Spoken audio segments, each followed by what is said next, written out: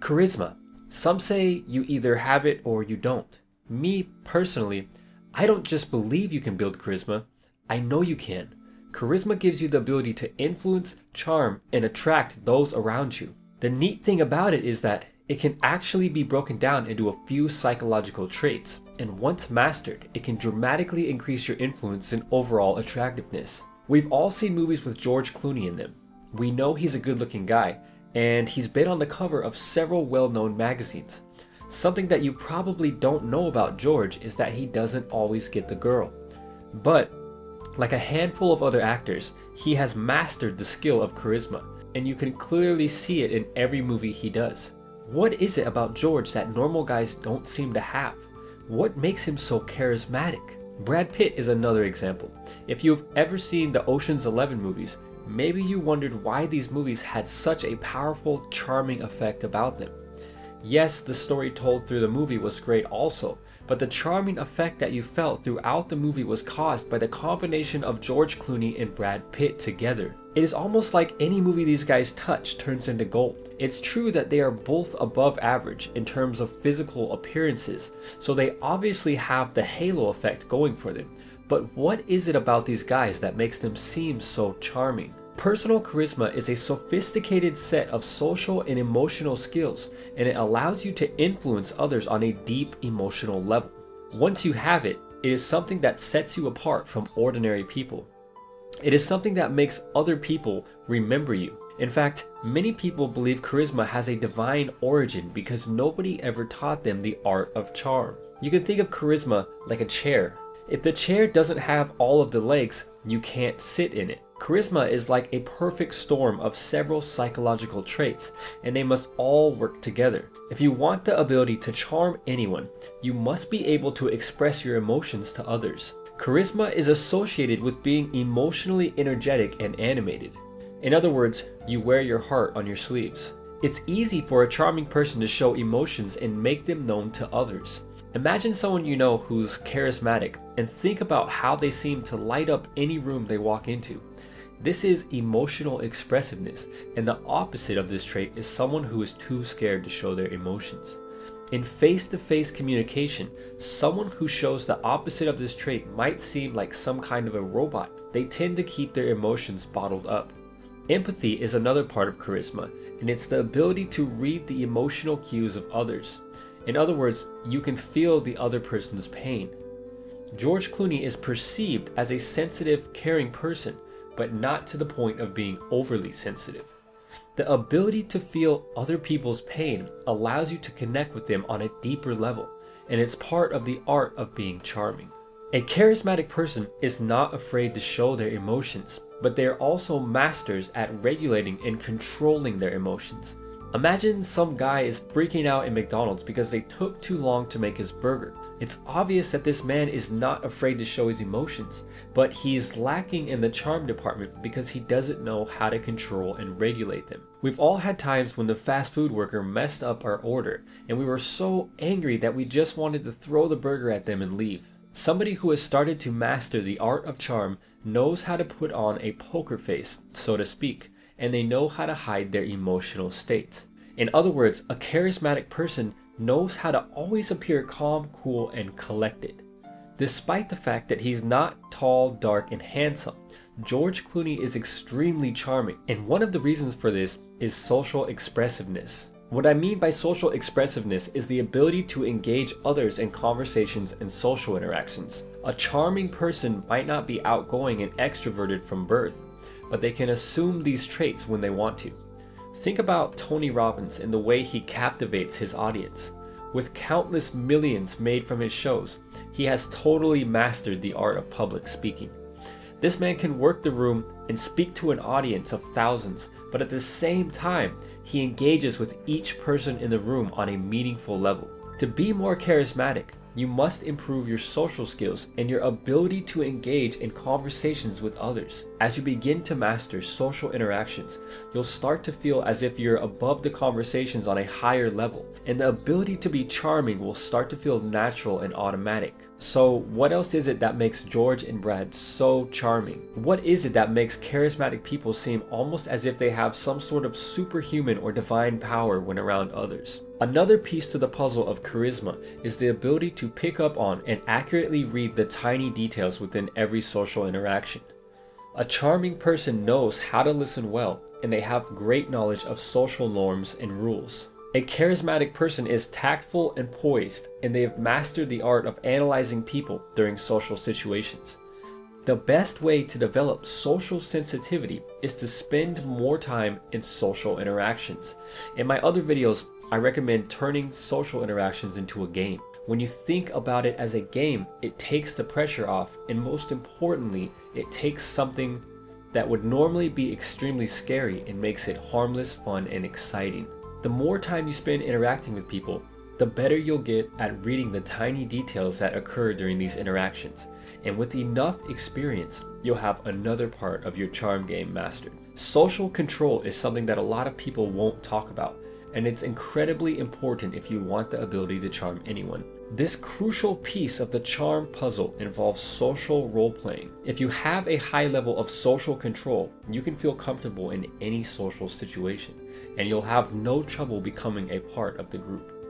When I say social role-playing, I mean the ability to walk in and take control of almost any social interaction.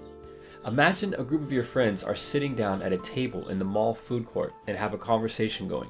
Social control is the ability to sit down and take control of the entire conversation.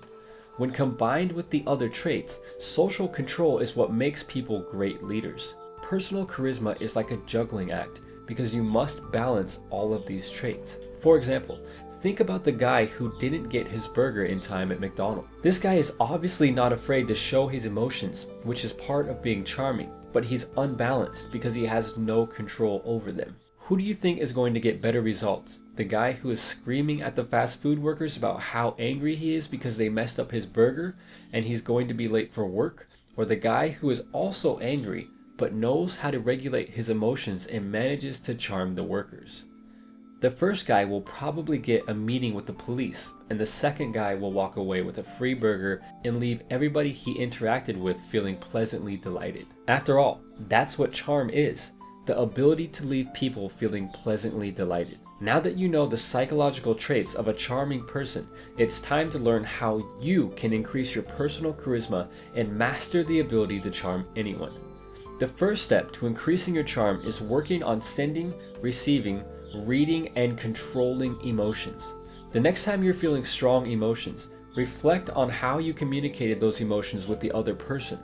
A charismatic person is able to convey emotions in a calm, cool, and collected way. Put simply, you need to get better at communicating with others. Watch and interact with others to learn how they communicate their emotions. Other videos won't tell you this, but one of the best ways to become more charismatic is to motivate yourself to learn more about social interactions and how they work. By genuinely wanting to learn how social situations work and the psychology behind them, you'll get better at reading people, and once you get good at reading people during social interactions, you'll find it much easier to charm them. To gain the ability to charm anyone, you must know how to behave in social situations. If you watch George Clooney and Brad Pitt closely in almost any movie, you get the sense that they always know exactly what they're doing.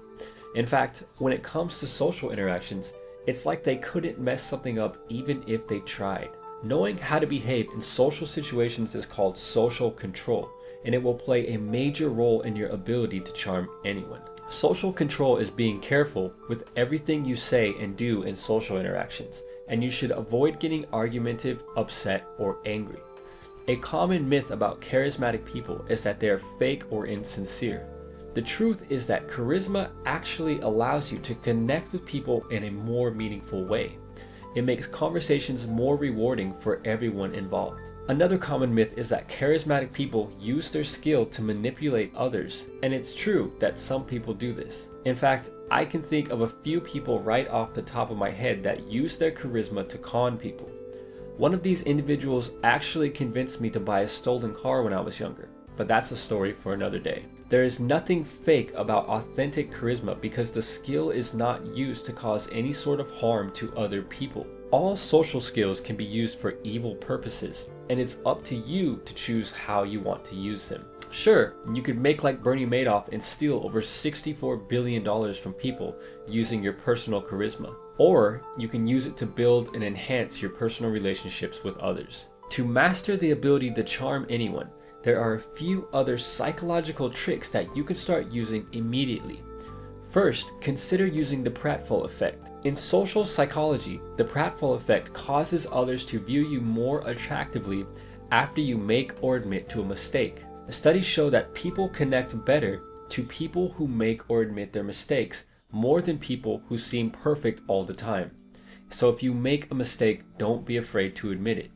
The final two pieces to the charisma puzzle are confidence and humbleness. A famous quote once said, "Humility is not thinking less of yourself, it is thinking of yourself less." A lot of people think being humble is being weak, but it's quite the opposite. When given a choice, most people would rather be around someone who is humble than someone who is arrogant. In other words, don't talk about how cool you are all the time and don't try to make yourself seem way more important than everyone else. At the same time, you must also be confident. You could think of confidence like the gorilla glue that holds everything together. Without confidence in yourself, you'll find it almost impossible to seem charming in social situations because your brain will be too busy doubting your abilities and overanalyzing everything you do. Low self-confidence and personal charisma never play well together, so if you're lacking in the confidence department, that's okay, just start improving it. To charm anyone, you must also have a sense of humor. We all know that one guy who doesn't get any of the jokes, especially the ones directed at him. Charismatic people have a sense of humor, even if it's a weird one. A famous quote once said, "Charisma is not so much about getting people to like you, as it is about getting people to like themselves when you're around." One of my favorite movies is Zorro, starring Antonio Banderas. And while on your journey to mastering the ability to charm anyone, I highly recommend watching this movie. Throughout the movie, it's almost like a master of charm teaching an ordinary man, or Zorro, how to become more charming. Also, be sure to check out the Ocean's 11 movies and watch how George and Brad interact with those around them. Let me just take a moment to say thank you so much for watching this video to the end and interacting with it, because you are the main reason why this channel is closing in on nearly 50,000 subscribers in just under 7 months. Every video you watch, every like, every comment helps the channel reach more people. So in the end, we can help one more person become far from average. With that said, I can't thank you enough. And until next time, thanks for watching.